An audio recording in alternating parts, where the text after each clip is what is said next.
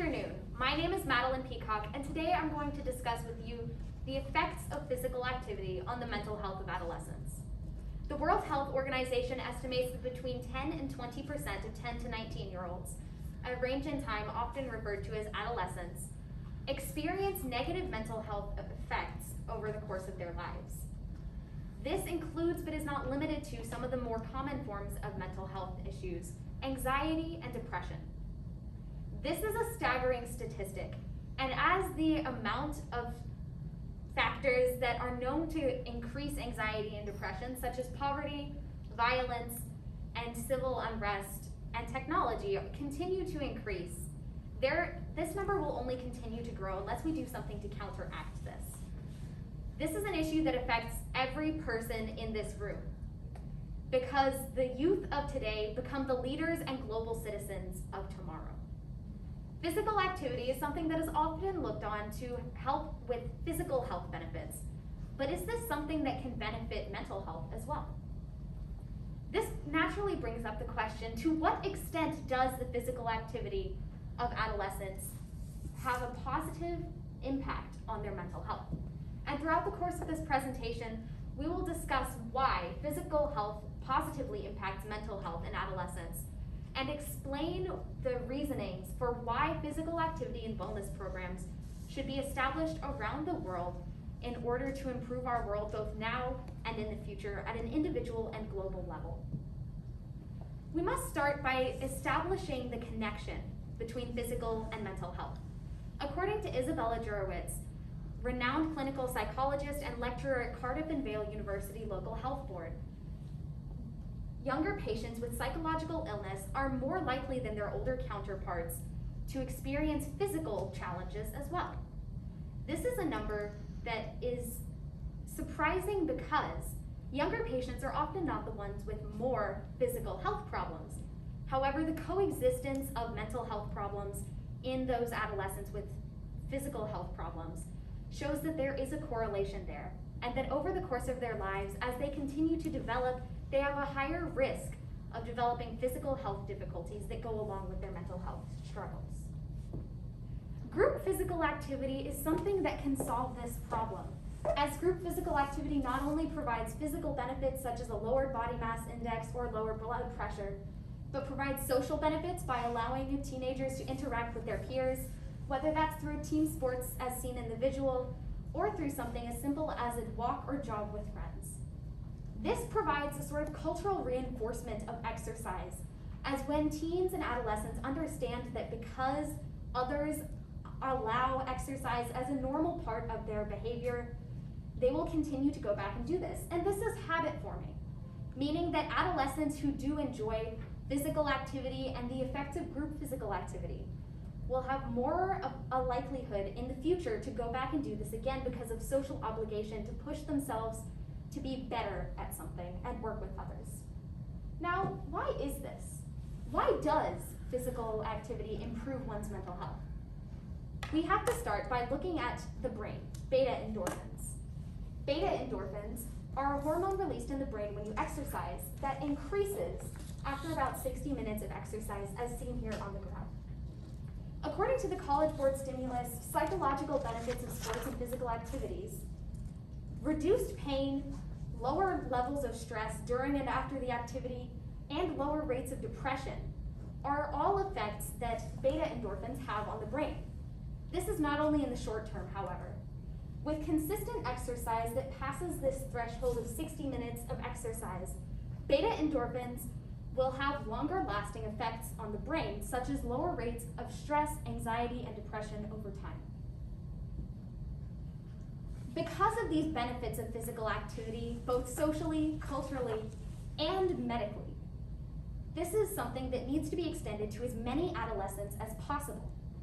There are many ways to go about this, beginning with private organizations providing this care to adolescents, public school-based programs providing this care to a wider range of students, and encouraging personal responsibility for physical activity. Each of these has their benefits and unique aspects. However, they also have their own unique drawbacks. Private organizations are not always consistently funded or have the same aims. School-based programs programs often do not have the quality or quantity of mental health care that needed to provide to students.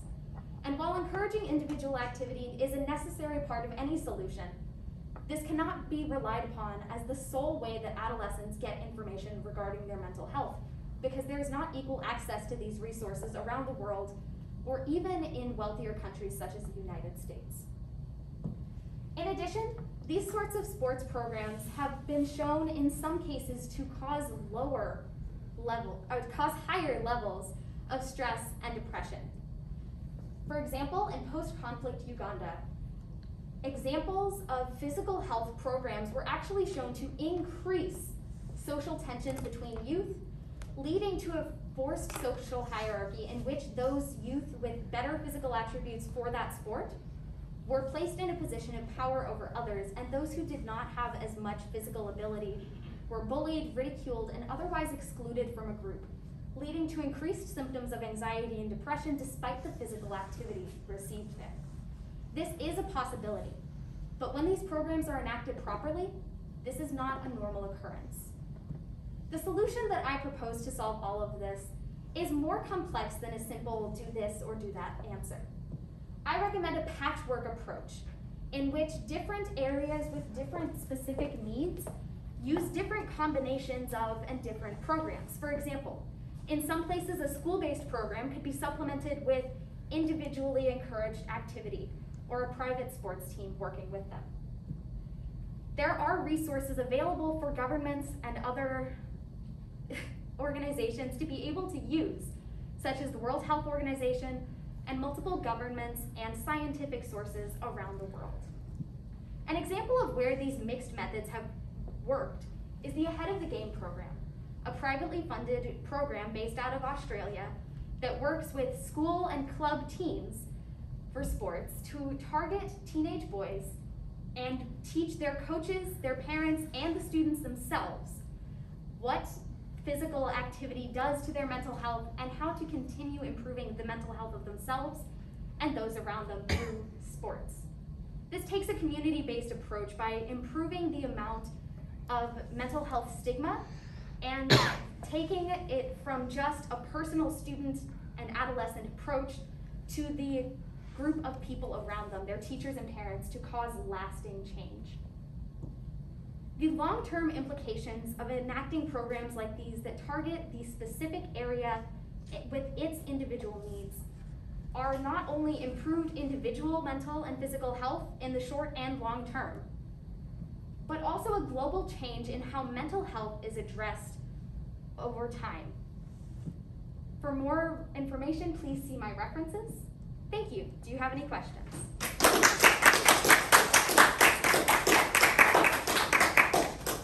Yeah, my first question, how did your research question evolve as you moved through this process?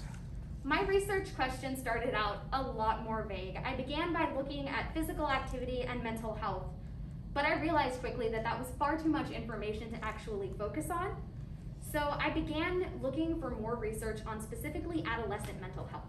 As I was moving throughout this process, I was considering focusing on a specific region, but I ended up deciding against that and using a more global approach because so many of my sources confirmed the same things in different areas around the world. And as this is something that is so current, there was not enough information for one location in particular to support my argument the way it needed to be supported.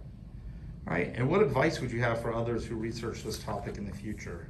The advice that I would have for others who research this topic in the future is to make sure to keep looking at current information. There is so much on mental health in adolescence and how sports play a role in that is still coming out and still being reviewed. But looking for the most current and also scientifically supported data on that is going to be essential.